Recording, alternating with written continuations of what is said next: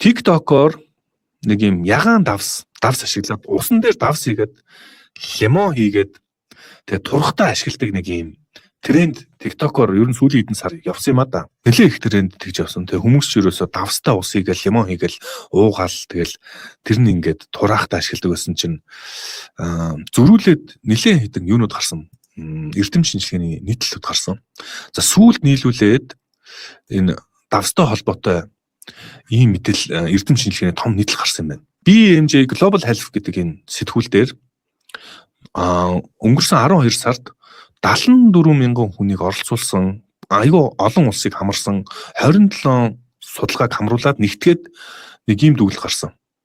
Давстай ус уух нь таны өндөр даралттай байхад 26% нөлөөлнө гэсэн байна. Илүү одоо жоохон давстай ус байх юм ус уухвал тэр нь таны даралтыг өндөр даралтай болох магадлал 26%. Тэр эрсдлийг 26% нэмдэгэ гэдэг.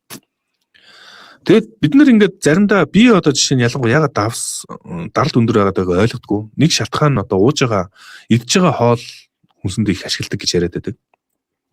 Эсвэргээрээ юу ээж магадгүй. Усандаа байж магадгүй гэж байна. Тэгээд сүүлийн үед ийм өндөр даралт бас дэлхийн нийтийн асуудал болоод байна л да. За энэ асуудал нь яа болоод өгөхөд далайн түвшин нэмэгдэж, далайн түвшин нэмэгдэхээр гүний ус руу далайн ус ороод нэвчиж ороод хэдий гүн лүү ингэ нэвчиж орж байгаа ч гэсэн тэр нь гүний усыг жоохон давсархаг болгоод тэгээд ер нь бол тэр чинь ингэ сүулт нь шүүн гэж аахгүй шүү дээ. Давстай усыг хужир ихтэй усыг ч юм уу эрдэстэй усыг зарим нутгууд ялангуяа далайн эргээр байдаг улсууд их хэмжээгээр ашиглаад тэрнээсээ болоод даралт өндөртэй байгаад байдаг юм байна. За энийг баталсан судалгаа дахин уг нь бол мэдчихлээсэн л да давс ер нь хүний даралтыг нэмэгдүүлдэг.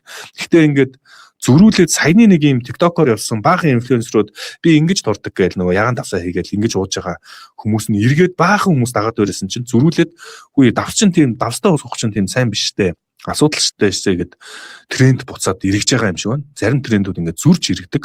Тэр тренд нь бол өнөөдөр орж ирж байна. Тэр нь Google-ээр Англидч тэр Америкч тэр salt буюу давс гэдэг хайлт 20 мянган хайлттай байна. Англид 20 мянган ус санаж байна. Америкт бас 20 мянган хайлттайгаар ерөөсөө юм давстай ус хэрэглэх чинь хүний биед аюу муу юм байна штэ гэдэг юм судалгаанууд бас болоод давс хүмүүсийн ярианы сэдэв болоод байна.